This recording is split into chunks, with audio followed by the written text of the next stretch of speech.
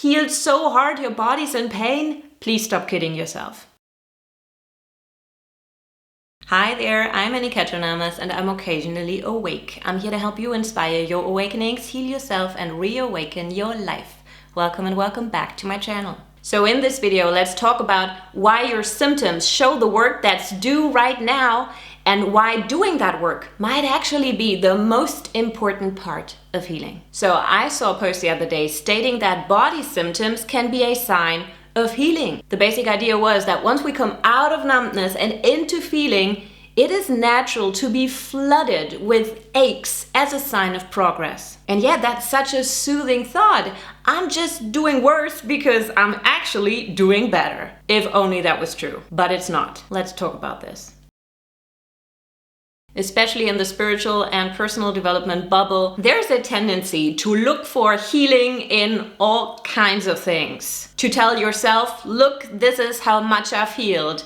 This is how I've healed completely, how I've woken up to reality and have now ascended, and all this terminology. And many people might use some of these healing ideas to bypass the actual work they still got left to do. Because there will always be a next level of work.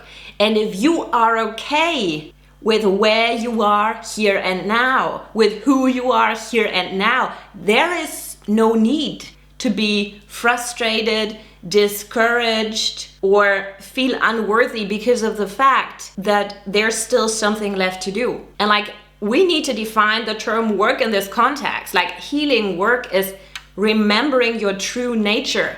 It is releasing resistance. It is releasing hustling and effort. It is doing less by being more, by expressing more, and by holding and containing more of what's already there. You, right here, right now. And it's okay if that is not picture perfect in every sense of the word. It gets to be picture good enough. I'm so glad you're here right now. So if you enjoy this, please make sure to like, subscribe, and hit the bell for notifications to become occasionally awake with me.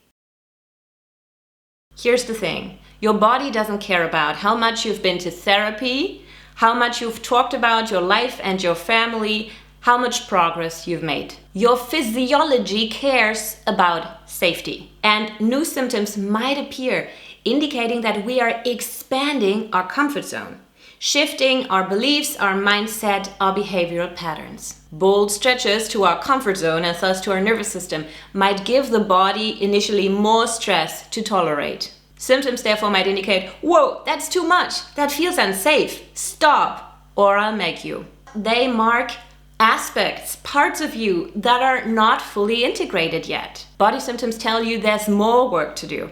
In fact, they tell you there's the main work to do still. Ouch, I know. Obvious disclaimer, I'm not a doctor. Please always have your symptoms checked, okay? Even if you see a correlation with your mental emotional state. Have those symptoms checked, and then you can do this work from there.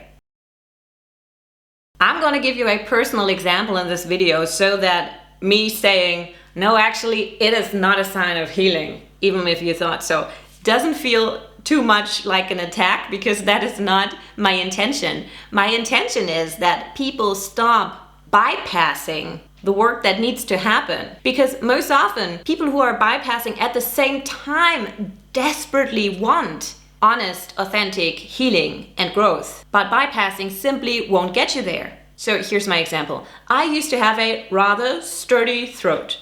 As a kid, many kids around me had their tonsils removed one by one, but I didn't. There was no need. And I was also an avid people pleaser, not even knowing it, which is the worst kind.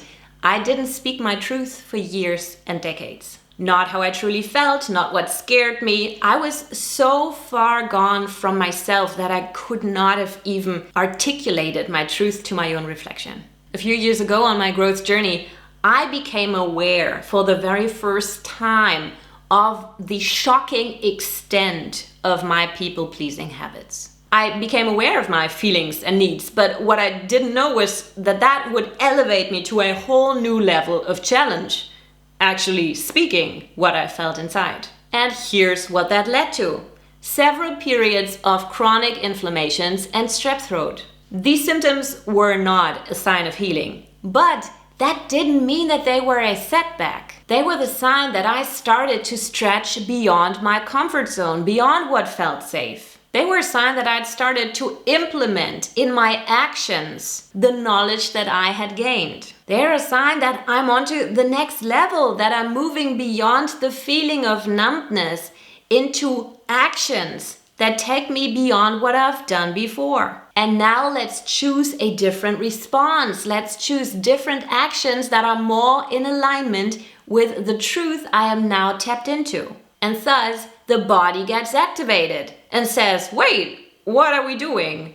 We don't speak our truth. Please stop, this doesn't feel safe. Stop or it's gonna hurt. Boom, inflamed throat. Now, you might say, oh, I've never had that. Well, in my world, if you've ever had body symptoms, then yes, you did. You might simply not be aware of it. Our systems are programmed to not see the connection, to deflect from the narratives and emotions that we've been avoiding for a reason. This is what you need to understand about body symptoms. They are a gift in disguise because they indicate where the real healing work begins, the integration. So back to the example, did my body's reaction indicate that I'm supposed to rather not speak my truth? No.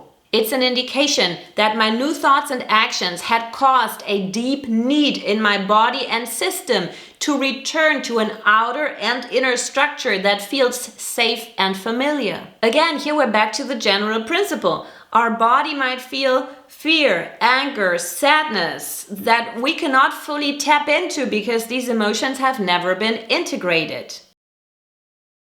Here are two different ways to approach body symptoms that you understand as indications of your personal growth and as invitations to further integration. First option is the one that is not recommendable. We get angry at and frustrated with our body. We take all the pills with the intention to have the annoyance be gone. And we are so irritated and frustrated because our body showed the symptoms right when we were about to expand our comfort zone. Consciously or unconsciously. We blame our body and we either pull back and don't do anything at all, or we power through and take some more pills to have our body function through the effort. And next time we try that same level of expansion, the inflamed throat in my example, or whatever it is for you, is guaranteed to be back. To save our ass without us noticing the good deed, the good reason, because we do not recognize the body symptom as a reaction. No lesson learned and loops guaranteed. Here comes the second and more integrative option to approach reactive body symptoms. We acknowledge the symptom and the state of our body for what it is. An act of kindness, a cry for help, a safety measure. We still take the necessary pills, obviously, but we do that with a different intention. Not to have the ache be gone, but to help our system heal. And once we've assured our body that it is safe, once we take all parts of us along for the ride, that is healing. That is the integration. That's when we break the pattern loop and level up on the spiral. Not to never have symptoms again, but to meet them at another level of growth, rather than bumping into the same glass ceiling over and over again. So please don't blame your exhaustion, your migraines, your stomach aches and whatnot on having healed too hard. That's BS. It simply indicates that you haven't embodied the growth that you have done on a cognitive level yet. No offense, it took me years to get this. And most people don't even know this. I'm basically just saying to please have compassion with yourself and your body. Always assume a good reason if you understand that good reason consciously or not. Just assume that there is intelligence and benevolence to your system. And I'm saying please find the ability to have compassion and love for yourself despite not calling it a sign of growth and healing. If you take success, if you take the accomplishment, if you take the idea of having reached the peak of healing out of the equation, can you still have compassion? Can you still love yourself with the symptoms, with the current state of your body as it is? That's where the healing happens. As long as your expansion is still a cognitive, mental picture that has not been embodied in your physiology as the new safe way to act and be, your system might pump the brakes on your growth. And all you gotta do is notice and tune into the need behind that. Hold it. Reassure your system that the path is safe now. And then gently keep walking with greater body integrity. If you seek help with creating that greater level of self-integrity and with stopping the limitations that keep popping up on your growth journey, then know that this is exactly the kind of work that we do together in my one-on-one coaching container, Awakening Integration. So click the link in the description box below and check out my website for more info. And as always, thank you for watching. This video is related to the awakening, to the ego, and to the conscious self. And if you want more insights on the 4 different types of awakenings and how to experience them in your life occasionally, then visit me at occasionallyawake.com to inspire your awakenings. Bye.